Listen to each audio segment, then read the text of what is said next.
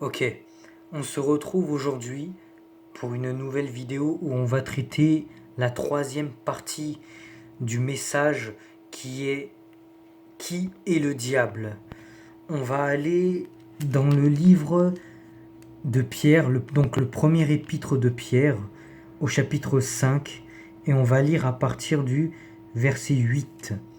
Donc premier épître de Pierre, chapitre 5, et on va lire à partir du verset 8. Votre adversaire, le diable, rôde comme un lion rugissant, cherchant qui il dévorera. Verset 9. Résistez-lui avec une foi ferme, sachant que les mêmes souffrances sont imposées à vos frères dans le monde.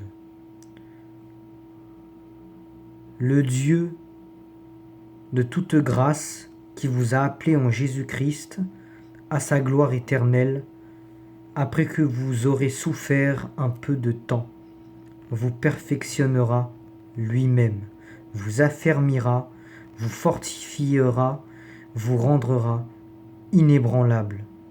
À lui soit la puissance au siècle des siècles.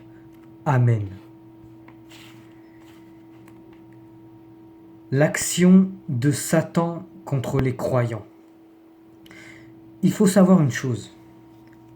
Il faut savoir que Satan est l'ennemi irréductible de Dieu.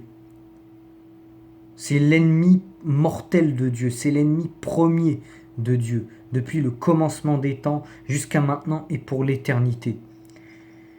Par conséquent, vu qu'il est l'ennemi irréductible de Dieu, il est l'ennemi mortel de Dieu, il est aussi, par conséquent, un grand ennemi de tous les croyants, notamment pour ceux qui se sont repentis de leurs péchés et qui ont accepté Jésus-Christ dans leur vie, qui ont décidé de marcher selon la voie de Jésus-Christ. Satan a en horreur les croyants. Ceux qui se sont convertis à Jésus-Christ, ceux qui ont donné leur vie à Jésus-Christ, Satan en a horreur. Tout comme Satan déteste Jésus-Christ, Satan déteste Dieu, Satan déteste tous les croyants qui ont donné leur vie à Jésus-Christ. Et il fait tout ce qu'il peut pour faire chuter tous les croyants, pour leur mener la vie dure, pour les détruire, pour les emmener en enfer, pour les faire pécher. Notamment dans le livre du premier épître de Pierre que je viens de lire au début de la vidéo, à partir du verset 8, il est dit « Votre adversaire, le diable, rôde comme un lion rugissant, cherchant qui il dévorera. » L'adversaire de Dieu, c'est le diable. L'adversaire de tous les croyants qui ont donné leur vie à Jésus-Christ, c'est le diable. Le diable va chercher à faire couler les croyants. Le diable va chercher à faire chuter les croyants. Le diable va chercher à emmener les croyants en enfer, à détruire leur foi, les emmener en enfer. Tel est le plan de Satan envers les croyants. Dans le livre de Luc,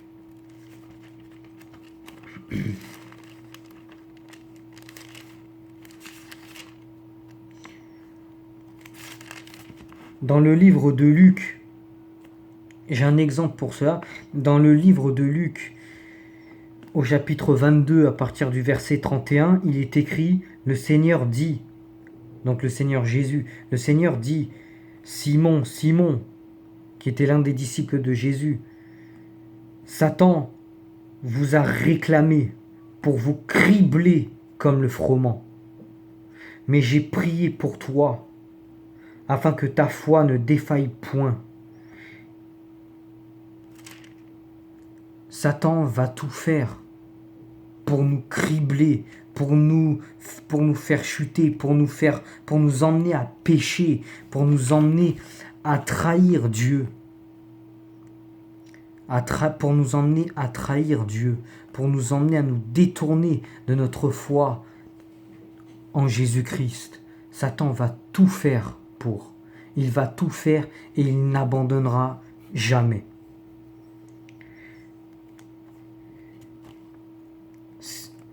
Comme il est écrit dans le livre d'Éphésiens, ou lequel on va y aller tout de suite. Dans le livre d'Éphésiens, chapitre 6 au verset 11, il est dit « Revêtez-vous de toutes les armes de Dieu, afin de pouvoir tenir ferme contre les ruses du diable. Car nous n'avons pas à lutter contre la chair et le sang, mais contre les dominations, contre les autorités, contre les princes de ce monde de ténèbres, contre les esprits méchants dans les lieux célestes. » Le combat des chrétiens, des authentiques chrétiens, ceux qui ont redonné leur vie, ceux qui ont donné leur vie à Jésus-Christ, ceux qui se sont détournés du péché, des iniquités, ceux qui ont décidé de renoncer à leur propre vie pour suivre Jésus, comme ils doivent faire ce qui est écrit dans le livre d'Éphésiens, chapitre 6, verset 11 que je viens de lire, de se revêtir des armes spirituelles de Dieu, de leur foi, de la Bible, ne jamais se détourner de ce qui est écrit dans les Saintes Écritures, de s'armer de connaissances des Saintes Écritures, le bouclier de la foi, l'épée qui est cette Bible est une épée, et grâce à ça, on pourra combattre Satan et ses démons. Car ce ne sont pas contre les hommes, ce ne sont pas contre la chair, donc les humains que nous devons nous battre. Ce sont contre les esprits mauvais, contre les esprits de destruction, contre les esprits qui mènent à la perdition éternelle. Contre Satan et ses démons, nous devons nous battre. Nous devons nous battre. Pour faire face au diable, nous devons, nous chrétiens, nous revêtir de l'armure que Dieu nous a fournie, des armes que Dieu nous a fournies, qui est notre foi, qui est de la parole de Dieu, qui est de toutes ces choses que Dieu nous a données, la connaissance de la science de Dieu. Il n'y a que avec ça que les chrétiens pourront combattre Satan. Et par la prière, par des actions de grâce. Car Satan va toujours faire en sorte de nous accuser, de nous emmener vers le péché, de nous emmener à la condamnation, de faire en sorte qu'on se détourne.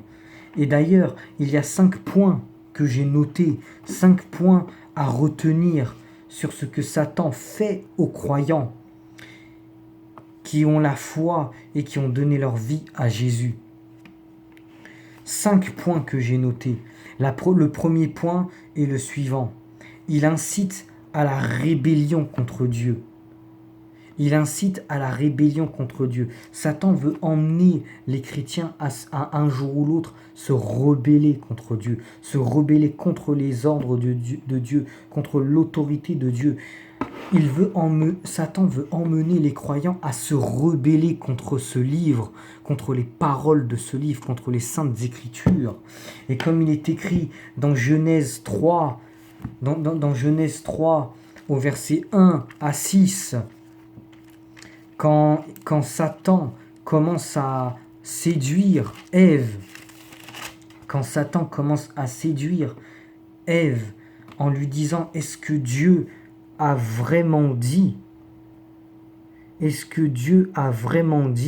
que vous ne mangerez, que vous n'avez pas le droit de manger l'arbre de la vie, le fruit de la vie ?» Et qu'est-ce qui s'est passé après? Ève,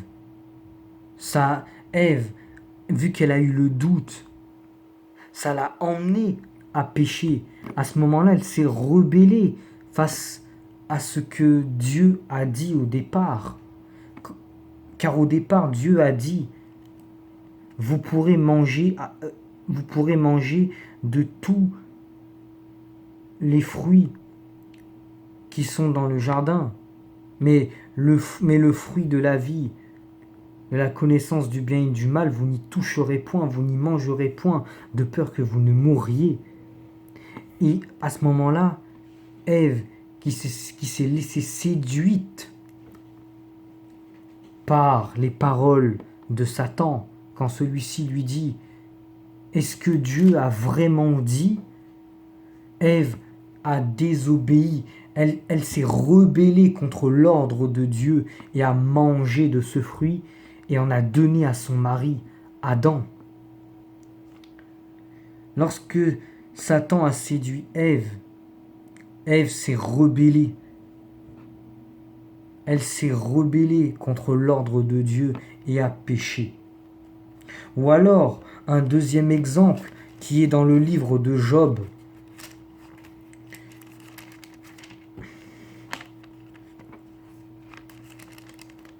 On va aller dans le livre de Job.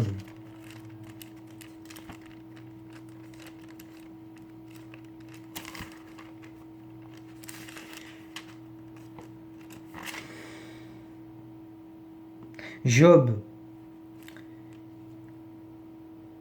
chapitre 2, verset 9. Ou plutôt Job à partir du verset 7. Et il est dit: Puis il frappa Job d'un ulcère malin. C'est Satan qui fait ça. Satan frappe Job d'un ulcère malin, depuis la plante du pied jusqu'au sommet de la tête. Et Job prit un tesson pour se gratter et s'assit sur la cendre. Sa femme lui dit, donc la femme de Job lui dit: Tu demeures ferme dans ton intégrité. Maudit Dieu et meurs. Mais Job lui répondit, il répond à sa femme: Tu parles comme une femme insensée, comme une femme folle. Quoi, nous recevons de Dieu le bien, et nous ne recevrions pas aussi le mal? En tout cela, Job ne pécha point par ses lèvres. À ce moment-là, la femme, vu que Job a été frappé d'un ulcère, la femme a limite parlé comme une femme insensée en disant: Maudit Dieu. Mais Job a tout de suite répondu: Tu parles comme une femme folle, comme une femme insensée. Sa femme a incité Job à pécher contre Dieu. Satan incite l'homme à pécher, car Satan de base avait frappé Job d'un ulcère. Mais Job n'a rien dit. En revanche, sa femme a dit: Maudit Dieu. C'est Satan qui fait toutes ces choses. Satan influence les cœurs pour emmener la rébellion, la révolte contre Dieu. Le deuxième exemple, c'est que Satan il veut insinuer le doute, ce mot doute, au sujet de la parole et de la bonté de Dieu, ainsi que de la position victorieuse du chrétien en Jésus-Christ. Satan veut tout faire pour mettre le doute dans le cœur du chrétien, pour qu'il se mette à douter de la parole de Dieu, pour qu'il se mette à douter des promesses de Dieu, pour qu'ils se mettent à douter de la bonté de Dieu et de leur victoire en Jésus-Christ. Est-ce que Dieu a réellement dit que tu serais que si tu manges de l'arbre de la vie, tu mourras, comme il l'avait dit à Ève? Je reprends cet exemple parce que c'est un très bel exemple pour montrer ce que Satan fait aux aimés de Dieu. C'est à cause du doute que Ève a péché, s'est rebellée contre le premier ordre de Dieu. C'est à cause de toutes ces choses-là.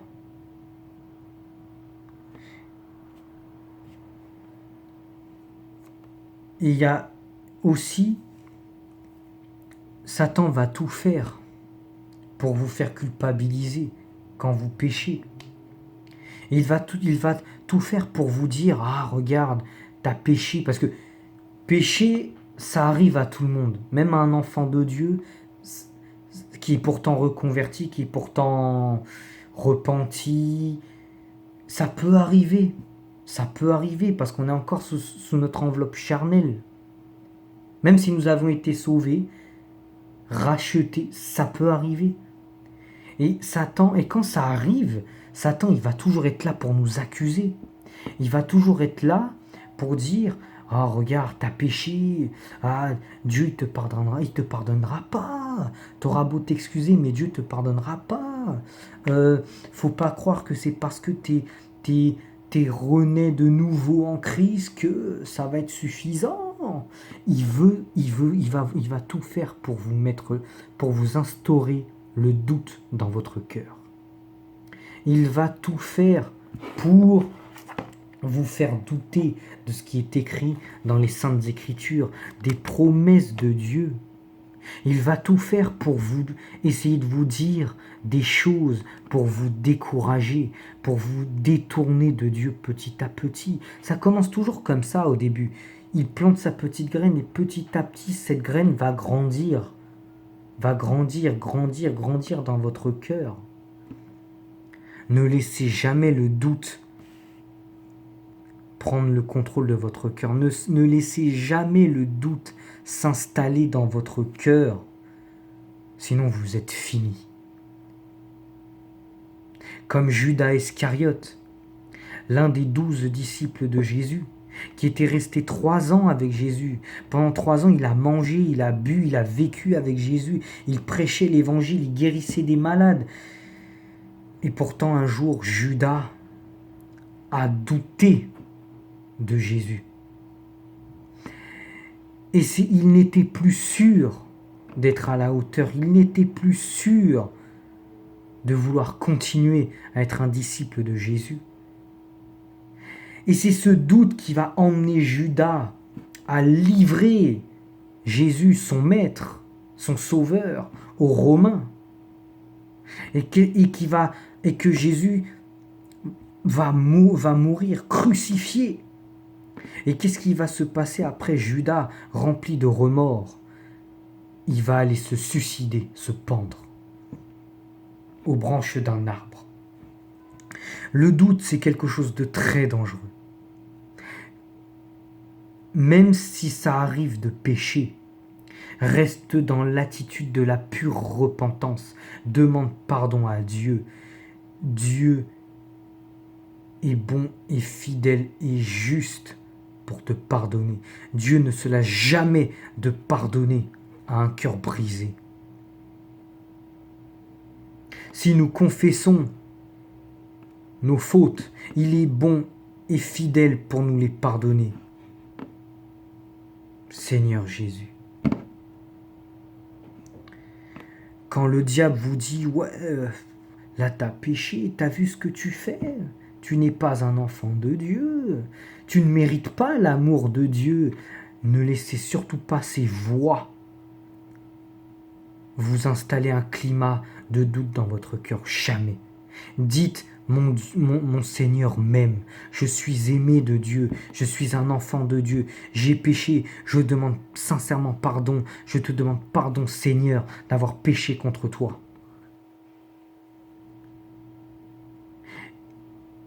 Et le Seigneur te le pardonnera quoi qu'il arrive, si tu le confesses de tout ton cœur.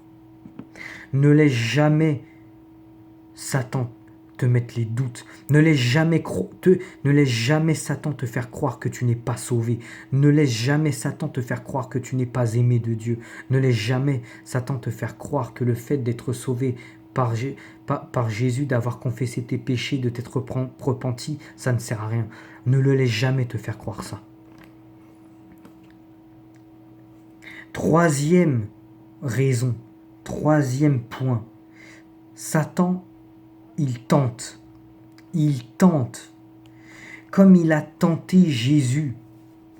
Comme il a tenté Jésus pendant que Jésus était dans le désert pendant 40 jours. Et on va le lire ce passage dans le livre de Matthieu. Dans le livre de Matthieu, chapitre 4, à partir du verset 3.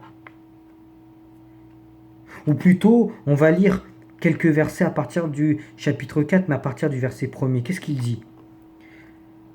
Alors Jésus fut emmené par l'Esprit dans le désert pour être tenté par le diable. Après avoir jeûné pendant 40 jours et 40 nuits, il eut faim. Le tentateur, donc Satan s'étant approché, lui dit « Si tu es fils de Dieu, ordonne ces pierres deviennent des pains. » Jésus répondit « Il est écrit, l'homme ne vivra pas de pain seulement, mais de toute parole qui sort de la bouche de Dieu. » Le diable le transporta dans la ville sainte, le plaça sur le haut du temple et lui dit, là il va le tenter pour la deuxième fois, « Si tu es fils de Dieu, jette-toi en bas. Il est écrit. » Et là c'est Jésus qui dit, non, qu'est-ce que je raconte ? Jette-toi en bas, car il est écrit, il donnera des ordres à ses anges à ton sujet. Et ils te porteront sur les mains, de peur que ton pied ne heurte contre une pierre. Et Jésus lui dit, il est aussi écrit, tu ne tenteras point le Seigneur ton Dieu. Puis le diable le transporta encore sur une montagne très élevée, lui montra tous les royaumes du monde et leur gloire, et lui dit, je te donnerai toutes ces choses si tu te prosternes et m'adores. Puis Jésus lui dit, retire-toi, Satan, car il est écrit, tu adoreras le Seigneur ton Dieu et tu le serviras lui seul. Alors le diable le laissa. Le diable tente. Le diable va vous tenter beaucoup. Le diable va vous tenter. Vous séduire, comme il le dit à Jésus. Je te donnerai tout le royaume du monde et leur gloire si tu te prosternes devant moi. Et Jésus lui dit, retire-toi de moi, Satan, car il est écrit, tu adoreras ton Dieu et tu le serviras lui seul. Le diable fait tout pour séduire les chrétiens. Il fait tout. Avec de belles choses, avec des richesses, avec toutes les richesses de ce monde, l'argent, les belles voitures, toutes les choses de ce monde. Satan va tout faire pour vous séduire, pour vous détourner de Dieu et pour que vous le servez lui. Ne le laissez surtout pas faire. Ne le laissez surtout pas faire, car Jésus a été tenté pendant 40 jours et 40 nuits. Il ne s'est pas laissé tenter par Satan. Quatrième point. Donc, on a vu les 3 premiers points. Satan insiste à la rébellion contre Dieu. Il insinue le doute au sujet de la bonté de la parole de Dieu, ainsi que de la position victorieuse du chrétien en Jésus-Christ. Puis, on vient de le voir, Satan tente les chrétiens, il va tenter, il va emmener la tentation du péché chez le chrétien, il va séduire le chrétien.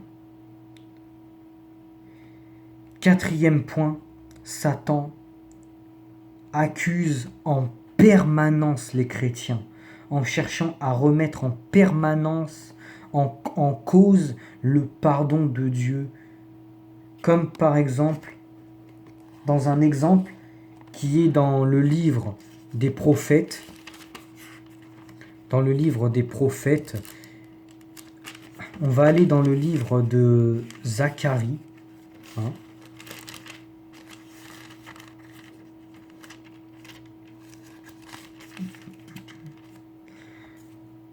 Dans le livre de Zacharie, au chapitre 3, verset 1, il est dit, il est écrit, il me fit voir Josué, le grand sacrificateur, debout devant l'ange de l'Éternel, et Satan, qui se tenait à sa droite pour l'accuser. L'Éternel dit à Satan, que l'Éternel te réprime, Satan, que l'Éternel te réprime, lui qui a choisi Jérusalem. N'est-ce pas là un tisson arraché du feu? Satan accuse en permanence. Si par exemple tu as péché, Satan va t'accuser auprès de Dieu. Regarde ce qu'il a fait. Regarde, il a péché, il ne mérite pas d'être sauvé. Il ne mérite pas d'être ton fils. Il ne te mérite pas. Il ne te mérite pas. Et il va venir te le dire à toi aussi. Regarde, tu as péché, tu ne mérites pas l'amour de Dieu.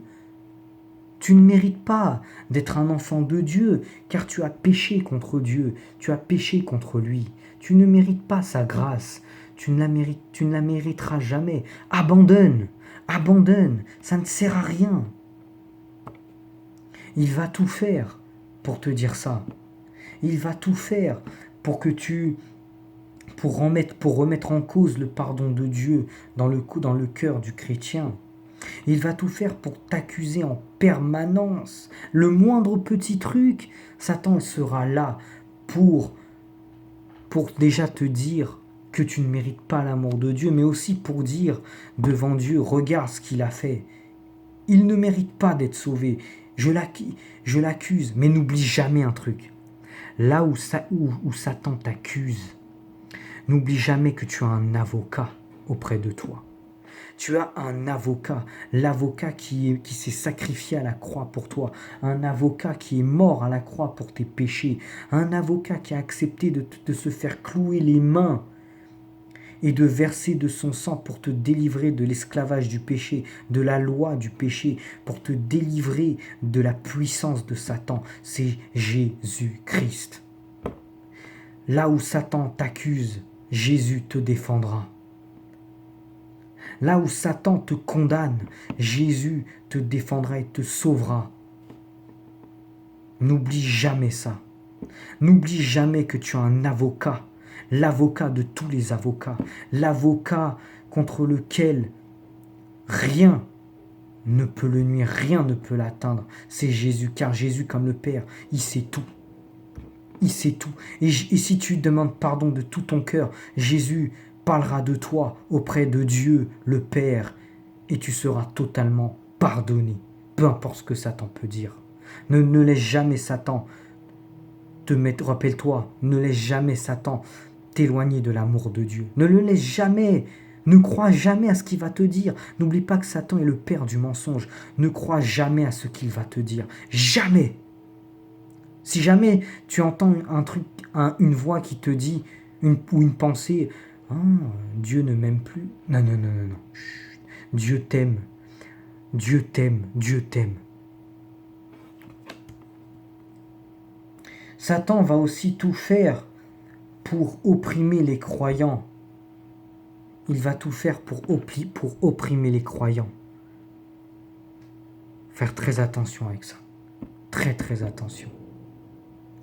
Il va tout faire pour te persécuter, pour te détruire. Mais remets-toi toujours à Dieu, par la prière, par la connaissance de la parole de Dieu, par les actions de grâce, par les louanges, par les jeûnes, par les études bibliques. Cinquième et dernier point de cette vidéo, Satan, il peut infliger la souffrance et la maladie et exciter la persécution dans la vie d'un chrétien. Comme par exemple, comme il est écrit dans le livre de l'Apocalypse, chapitre 12, verset 17, « Et le dragon fut irrité contre la femme, et il s'en alla faire la guerre au reste de sa postérité et à ceux qui gardent les commandements de Dieu et qui ont le témoignage de Jésus-Christ. » Il s'en alla faire la guerre.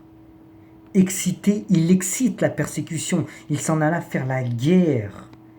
Et il y a un autre exemple dans le livre de l'Apocalypse, au chapitre 13, verset 7. Et il dit, « Et il lui fut donné de faire la guerre aux saints. » Il veut exciter la persécution des croyants. « Il lui fut donné de faire la guerre aux saints et de les vaincre. » Satan va tout faire. Il va emmener la maladie, comme le coronavirus, comme les grippes, comme les accidents aussi. Il va infliger la souffrance dans la vie du chrétien. Il va exciter les guerres, les querelles dans la vie du chrétien, la persécution. Quand tu es persécuté pour la parole de Dieu, Jésus l'a dit, « Heureux serez-vous quand vous serez persécutés, quand vous serez outragés à cause de mon nom, à cause du nom de Jésus-Christ, car l'Esprit de gloire repose sur vous. » Ne laisse jamais Satan te détruire. Et rappelle-toi que tu es heureux si tu es persécuté, car tu es dans le vrai, tu es dans la bonne voie, la voie de Jésus-Christ, le chemin étroit, le chemin de la croix, par cette terrible croix ensanglantée par lequel le Seigneur Jésus-Christ a accepté de se faire clouer, de mourir pour toi. Satan va emmener les guerres, il emmène déjà les guerres, la peste, les famines dans ce monde. Et le chrétien, malheureusement, ça arrive qu'il doit subir toutes ces choses. Surtout la persécution. Ne lâche jamais, peu importe ce que Satan fait, peu importe l'action de Satan dans ta vie. N'oublie jamais, là où Satan t'accuse, te torture, te réprime, t'opprime, tu as un avocat, tu as un sauveur, un Messie, c'est Jésus-Christ de Nazareth, qui est mort, pas pour une religion, pas pour une dénomination, mais pour une nation, pour un peuple entier, pour toute l'humanité de cette planète Terre. Ne l'oublie jamais. Je te bénis dans le nom du Tout-Puissant Jésus-Christ. Je te bénis. Amen.